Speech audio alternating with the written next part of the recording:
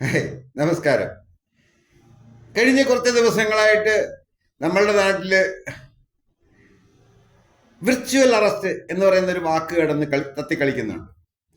ഈ virtual arrest ആദ്യം കേട്ടു തുടങ്ങിയത് നിരണങ്കാരൻ ഒരു പാതിരിയെ അറസ്റ്റ് ചെയ്തതോടുകൂടിയാണ്. പാതിരിയുടെ പരാതി വന്നതിന് ശേഷമാണ്. അതിനുശേഷം അവിടുന്നും ഇവിടുന്നും വലിയ ഡോക്ടർമാര്, എഞ്ചിനീയർമാര് എന്ന് പറയുന്ന വലിയ വലിയ ആൾക്കാരെന്നും പറഞ്ഞിട്ടാണ് മാധ്യമങ്ങൾ ഇത് നമ്മളുടെ മുമ്പിലേക്ക് വാരി വിതറുന്നത്. ഞാൻ ആദ്യമേ ഒരു കാര്യം പറയാം. ഞാൻ ഡോക്ടറാണ്, ഞാൻ എഞ്ചിനീയറാണ്, ഞാൻ എക്സിക്യൂട്ടീവാണ് എന്നൊക്കെ സ്വയം പറയുന്ന പ്രാഞ്ചികൾ, അവർക്ക് ജനറൽ നോളജ് എന്ന് പറയുന്ന ഒരു സാധനമില്ല. എന്താണ് നമ്മുടെ രാജ്യത്ത്, നമ്മുടെ ലോകത്ത് നടക്കുന്നത് എന്നതിനെപ്പറ്റി യാതൊരു ധാരണയും ഇല്ലാത്തതിന്റെ കുഴപ്പം കൊണ്ടാണ് ഇത്തരം വിഡ്ഢികൾ പോയിട്ട് ഈ കെടുതിയിൽപ്പെടുന്നത്. അപ്പൊ നമുക്കൊന്ന് പരിശോധിക്കാം, ഈ വിർച്വൽ അറസ്റ്റ് എന്ന് പറയുന്ന സംവിധാനം എന്താണ്, നമ്മുടെ രാജ്യത്ത് അത് നിയമപരമായി നിലനിൽക്കുമോ എന്നൊക്കെ നമ്മളൊന്ന് അറിയണം. നമുക്ക് ആദ്യം പരിശോധിക്കാം ഈ വിർച്വൽ അറസ്റ്റ് ചെയ്യേണ്ട സാഹചര്യങ്ങൾ. വിർച്വൽ അറസ്റ്റ് ഉണ്ടാകുന്ന സാഹചര്യങ്ങൾ എന്ന് പറഞ്ഞു കഴിഞ്ഞാൽ നമ്മളെ ഒരിക്കലും പ്രാക്ടിക്കലി വന്ന് അറസ്റ്റ് ചെയ്യുക എന്നുള്ളതല്ല. നമ്മളുടെ സർക്കാരിന് നമ്മളുടെ അക്കൗണ്ടുകൾ പരിശോധിക്കാനും നമ്മുടെ അക്കൗണ്ടുകളെ പറ്റിയിട്ടുള്ള ഡീറ്റെയിൽസ് എടുക്കാനും കൃത്യമായിട്ട് നിരീക്ഷണത്തിലാക്കാനും ഒക്കെ അവർക്ക് അധികാരമുണ്ട്. അത് 2000 IT ആക്ട് പ്രകാരം തന്നെയുണ്ട്. അത് പ്രധാനമായിട്ടും വന്നത് നമ്മളുടെ നാട്ടിൽ നിന്നുള്ള രാജ്യവിരുദ്ധ പ്രവർത്തനങ്ങൾ ചെയ്യുന്നവരെയാണ് ഇവർ ഇത്തരം കാര്യങ്ങളിൽ വീക്ഷിക്കുന്നത്. പിന്നെ വലിയ വലിയ കണക്കില്ലാത്ത കോടികളുടെ തട്ടിപ്പുകൾ നടത്തുന്ന, ചീറ്റിംഗ് നടത്തുന്ന സ്ഥാപനങ്ങളെയൊക്കെ ഇങ്ങനെ നിരീക്ഷിക്കാറുണ്ട്. പക്ഷെ നമ്മൾ ഒന്നറിയണം, നമ്മളുടെ സർക്കാർ ഏത് തരം ഇത്തരം വിർച്വൽ വാച്ചിങ് ചെയ്താലും, വിർച്വൽ വാച്ചിങ് എന്നാണ് ഇതിന് പറയേണ്ടത്, വിർച്വൽ അറസ്റ്റ് എന്ന് പറയുന്ന വാക്ക് അത് ഈ ഫ്രൗഡുകൾ ക്രിയേറ്റ് ചെയ്തൊരു വാക്കാണ്. അങ്ങനെ ചെയ്തു കഴിഞ്ഞാൽ നമ്മളുടെ അക്കൗണ്ടുകൾ പരിശോധിക്കുകയും നമ്മളുടെ ഓൺലൈനിൽ കൂടെ നമ്മൾ നടത്തുന്ന എല്ലാ പ്രവർത്തനങ്ങളും നിരീക്ഷിക്കുകയും ചെയ്യും. ഒപ്പം തന്നെ നമ്മുടെ ഫോൺ കോളുകൾ വേണേലും നിരീക്ഷിക്കാം. അത് സംശയത്തിന്റെ ദൃഷ്ടിയിൽ കൺഫേം ചെയ്തതിന് ശേഷമാണ്. അപ്പൊ ആരെയൊക്കെ കൺഫേം ചെയ്യും? ഞാൻ പറഞ്ഞു, രാജ്യവിരുദ്ധ പ്രവർത്തനങ്ങളുടെ ഭാഗമായിട്ട് തീവ്രവാദ പ്രവർത്തനങ്ങളിൽ ഏർപ്പെടുന്നവരെയാണ് ഇത്തരം സ്ഥാപനങ്ങൾ കൃത്യമായിട്ട് നിരീക്ഷിച്ചുകൊണ്ടിരിക്കുന്നത്. പിന്നെ അവിടുന്ന് താഴോട്ട് വന്നു കഴിഞ്ഞാൽ, നമ്മൾ രാജ്യവ്യാപക വിഷയമാണ് പറയുന്നത്, നമ്മളുടെ സംസ്ഥാന തലത്തിൽ വന്നു കഴിഞ്ഞാൽ സംസ്ഥാനത്തിനുള്ളിൽ ചെയ്യുന്ന ചീറ്റിങ്ങുകൾ, ഇത്തരം ഫ്രോഡ് പ്രവർത്തികൾ, രാജ്യവിരുദ്ധ പ്രവർത്തികൾ ഒക്കെ ചെയ്യുന്ന ആൾക്കാരെ നമ്മളുടെ സ്റ്റേറ്റിന്റെ കേരള പോലീസിന്റെ സൈബർ ടീം വാച്ച് ചെയ്യുന്നുണ്ട്. നമ്മൾ അറിയേണ്ട ഒരു കാര്യം, നമ്മൾ കാണിക്കുന്ന എല്ലാ വിക്രിയകളും കൃത്യമായിട്ട് നമ്മളുടെ ഈ കേരളത്തിന്റെ ആണെങ്കിൽ കേരളത്തിന്റെ സൈബർ സെല്ലുകാർ, അഥവാ അങ്ങനെ കുറെ സംവിധാനങ്ങളുണ്ട്. ഞാൻ അതൊന്നും ഇത്ര വിശദീകരിച്ച് പറയുന്നൊന്നുമില്ല, അതിന്റെ ആവശ്യമില്ലാത്തതുകൊണ്ടാണ്. പറഞ്ഞാല് ഈ കള്ളന്മാർക്ക് അതൊക്കെ ഒരു പ്രേരണയാകും, അവരെ ഇനി എങ്ങനെ ഓവർകം ചെയ്യാവും. അതുകൊണ്ട് ഞാൻ അതൊന്നും പറയുന്നില്ല. ഇവർക്കൊക്കെ നമ്മളെ വീക്ഷിക്കാനും പരിശോധിക്കാനും ഒക്കെയുള്ള സംവിധാനമുണ്ട്. അത് നമ്മൾ അനുവദിക്കുമൊന്നും വേണ്ട.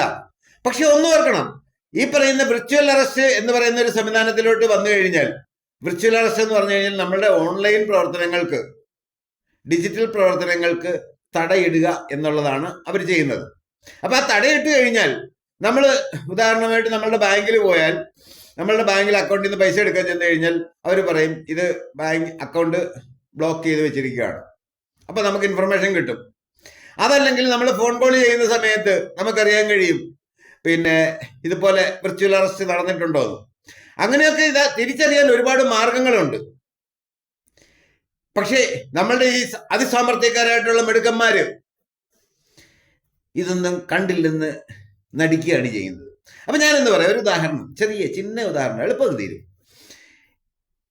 ഞാൻ ഫേസ്ബുക്ക് ഒഴിവാക്കുന്ന ഒരു സാഹചര്യം വന്നു. ഒഴിവാക്കുന്നതെന്ന് പറഞ്ഞു കഴിഞ്ഞാൽ, ഫേസ്ബുക്കിന്റെ ചാറ്റ് ബോക്സിൽ എന്റെ പ്രായം പോലും പരിഗണിക്കാതെ ഒരുപാട് ഫ്രൗഡുകൾ, ആണും പെണ്ണും മലയാളികൾ തന്നെയാണ്, വന്നിട്ട് നഗ്നതാ പ്രദർശനം, അതുപോലെ നഗ്നതയെ പറ്റിയിട്ട്, സെക്സിനെ പറ്റിയിട്ട് ചാറ്റ് ചെയ്യുക, ഇങ്ങനെയൊക്കെയുള്ള ഈ നായ്ക്കളുടെ ഈ ശല്യം സഹിക്കാൻ വയ്യാതെ ഞാനൊരു ദിവസം അതങ്ങ് ഡിലീറ്റ് ചെയ്ത് കളഞ്ഞ അക്കൗണ്ട്.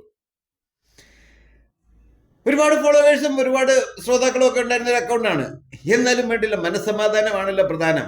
പ്രത്യേകിച്ച് നമുക്ക് താല്പര്യമില്ലാത്ത വിഷയങ്ങൾ നമ്മളോട് വന്ന് ചാറ്റ് ചെയ്യാൻ വരുന്നതിനെയൊക്കെ എത്ര നിങ്ങളുടെ സോഷ്യൽ മീഡിയയുടെ മുമ്പിൽ തന്നെ ഞാൻ ഫേസ്ബുക്കിലൊക്കെ തന്നെ ഞാൻ ഇവന്മാരുടെ ഈ ചാറ്റിന്റെ ഡീറ്റെയിൽസ് എടുത്ത് അങ്ങ് ഇടുകയാണ് ചെയ്യുന്നത്, അവന്റെ പ്രൊഫൈലും പിക്ചറും എല്ലാം സഹിതം. അപ്പോഴാണ് അറിയുന്നത് പല പിക്ചറുകളും വന്നിട്ട് സ്വന്തമല്ല, അല്ലോന്റെ വാടകയ്ക്ക് എടുത്തതാണ്, വാടകയ്ക്കല്ല അല്ലോന്റെ മോട്ടിച്ചതാണ്. അങ്ങനെയൊക്കെ നടന്നു കഴിഞ്ഞപ്പോഴാണ് പിന്നെ ഞാൻ രണ്ട് മൂന്ന് വിഷയങ്ങളൊക്കെ ഇങ്ങനെ എടുത്തിട്ട് കൈകാര്യം ചെയ്തപ്പം ആ ഫോട്ടോയുടെ ഒറിജിനൽ ഓർഡേഴ്സ് എന്നെ കൺഫേം ചെയ്ത് തന്ന് ഇത് ഞങ്ങളല്ല, ഞങ്ങളുടെ ഫോട്ടോയിൽ നിന്നല്ല. അവർ നേരിട്ട് വന്ന് എന്നെ ഫോൺ സഹിതം കാണിച്ച് ബോധ്യപ്പെടുത്തിയതാണ്. അതുകൊണ്ടാണ് പിന്നെ ആ കലാപരിപാടി എനിക്ക് നിർത്തി പുല്ലൊക്കെ വേണ്ടാന്ന് വെച്ച്. പക്ഷെ പിന്നെ നമ്മുടെ ഈ ചാനലൊക്കെ വന്നതിന് ശേഷം എനിക്ക് തോന്നി ഈ ഞരമ്പന്മാർക്ക് ഈ ടെട്ടിന്റെ പണി കൊടുക്കണോ. ആ പണി കൊടുക്കാൻ വേണ്ടിയിട്ട് ഞാൻ പിന്നെ എഗെയിൻ ഫേസ്ബുക്കിൽ അക്കൗണ്ട് തുടങ്ങി, ശശികുമാർ എന്ന് പറയുന്ന പേരിൽ അക്കൗണ്ട് തുടങ്ങി. ഞാൻ നോക്കുമ്പോൾ ഉണ്ട് അതിനകത്ത് ഇവന്മാരെ ആകർഷിക്കാൻ വേണ്ടിയിട്ട് ഞാൻ ഓൺലൈനിൽ നിന്ന് തന്നെ എടുത്ത ഒരു സ്ത്രീയുടെ ഇറക്കിയ ബ്ലൗസും ഒക്കെ ഇട്ടുള്ള ഒരു ഫോട്ടോ ആദ്യം അപ്ലോഡ് ചെയ്ത് വിട്ടു.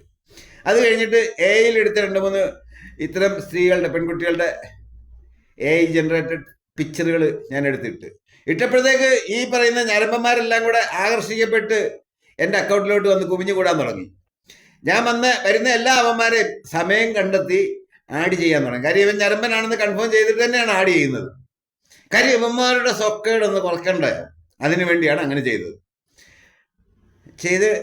1-2 പേരൊക്കെ വന്ന് ചൊറിയാൻ തുടങ്ങിയുണ്ടെ ഞാൻ പറഞ്ഞ്, മക്കളെ ഞാൻ ആരാ എന്താണെന്നറിയാവോ? ഇല്ല.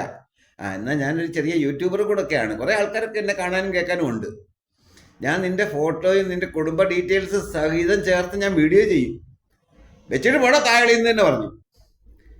അങ്ങനെ പതിയെ ഓരോരുത്തർ ഒഴിഞ്ഞ്.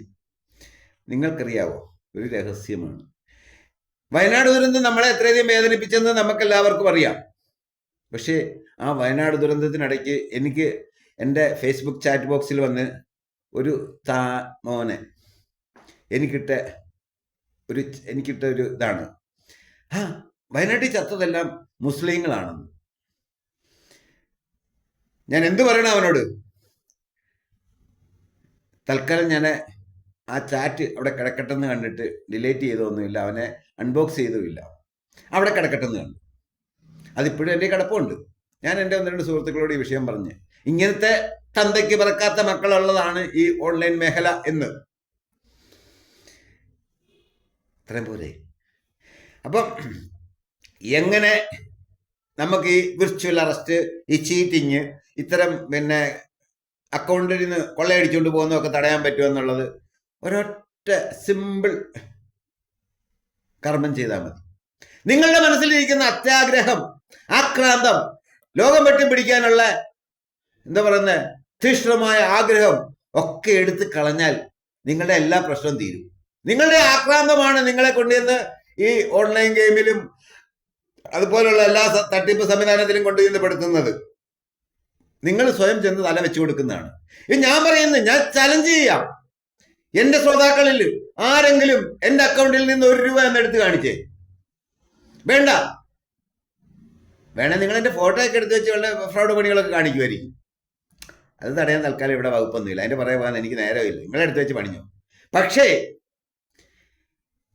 എന്നെ വിളിച്ചിട്ട് നിങ്ങളൊന്ന് പറഞ്ഞേ എന്നെ വിർച്വൽ അറസ്റ്റ് ചെയ്തതെന്ന്. പണ്ട് നിങ്ങളുടെ ഒരു മന്ത്രിക്കെതിരെ ഞാനൊരു വീഡിയോ ചെയ്ത ഉടനെ ഒരു SI എന്നും പറഞ്ഞ ഒരുത്തൻ എന്നെ വിളിച്ച് കുറച്ച് ഡയലോഗൊക്കെ പറഞ്ഞു. അപ്പം ഞാനെന്തിറക്കി ഉടനെ അവൻ SI ഒന്നുമല്ല, ഞാൻ കേസേ വിട്ട് അവനെ ഫോളോ അപ്പ് ചെയ്ത് തപ്പി പിടിച്ച് കഴിഞ്ഞപ്പോഴാണ് ഞാൻ അറിയുന്ന ഒരു ഫ്രൗഡാണ്. ഒരു കമ്മിയാണോ അതുമല്ല, വേറെന്തേലും ആണോ അതുമല്ല, എങ്ങും അല്ലാത്ത തന്തയ്ക്ക് പറക്കാത്ത കരുത്തെ. അവൻ്റെ പുറകെ പോയി കളയാൻ നമുക്ക് സമയമുണ്ടോ? ഞാനത് അവോയ്ഡ് ചെയ്ത് കളഞ്ഞു എന്ന് പറയുന്ന തൊട്ട് നിങ്ങളുടെ മനസ്സിലെ ആക്രമണം കളഞ്ഞാൽ തന്നെ നിങ്ങളുടെ പകുതി പ്രശ്നം തീരും. കളയില്ലേ? കളഞ്ഞില്ലെങ്കിൽ പിന്നെ നമ്മുടെ പാതിരിയുടെ കാശ് പോയത് എങ്ങനെയാണ്? പാതിരി കള്ളനാണ്, കള്ളത്തരങ്ങളിൽ പാതിരി പെട്ടിട്ടുണ്ട്. അതുകൊണ്ടാണ് പാതിരി ഈ വിർച്വൽ അറസ്റ്റ് ചെയ്തെന്ന് പറഞ്ഞപ്പോഴത്തേക്ക് അയാൾ തന്നെ പറയുന്നുണ്ട്, അയാൾ ക്യാമറ ഓഫ് ചെയ്താണ് ടോയ്ലറ്റിൽ പോലും പോയതെന്ന്. പോടാവില്ലേ അവിടെ നിന്ന്? അത്രയും വലിയ ഇതാണെന്നുണ്ടെങ്കിൽ നീ എന്നെ ഒന്ന് ഉണ്ടാക്കി കാണിക്കുക, ചലഞ്ച് ചെയ്താൽ പോരെ? ഇതിൽ കൂടുതൽ വല്ലതും വേണം? എന്നാ ശരിയെന്നാ എല്ലാവരും കൂടെ കൊണ്ടുവന്ന് തല വെച്ച് കൊടുത്താട്ടെ, എന്നിട്ട് നടന്ന് മോങ്ങിക്കോ വഴിനീളെ. ലാൽ സലാം.